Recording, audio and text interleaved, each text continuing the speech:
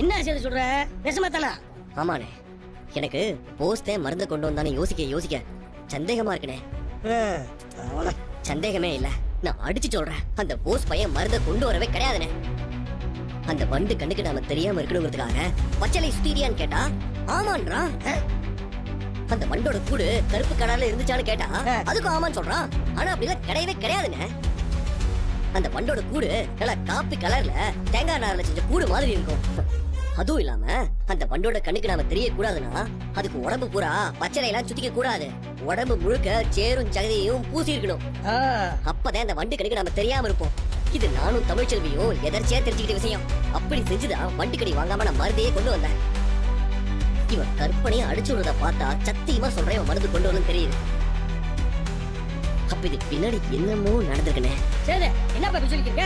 இது தெரியாம வீட்டுல இருக்கவங்க எல்லாம் அப்பா உசுர காப்பாத்தியா, வீட்டுல இருக்க உசுர பூரா காப்பாத்தியான்னு சொல்லிட்டு அவனை தலையில தூக்கி வச்சு கொண்டாடிக்கிட்டாங்களாப்பா. இப்பயே போய் அவனை ஆட்டி செலுத்து பாரு. நம்ம கோட்டத்துல கட்டி வச்சு சங்கரே 4 மிதி அது உண்மை பூரா கைக்கு வரலையாப்பா.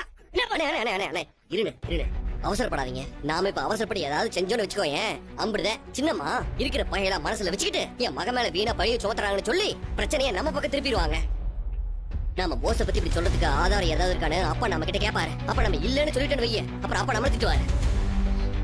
ஆதாரம் இல்லாத விஷயத்த பத்தி பேசி ஏன்பா குடும்பத்துக்குள்ள பிரச்சனை உண்டாக்குறீங்க? உங்களுக்கே போஸ பார்த்து போறாமனு கேட்டாருன்னு வச்சுக்கோ, போச்சு.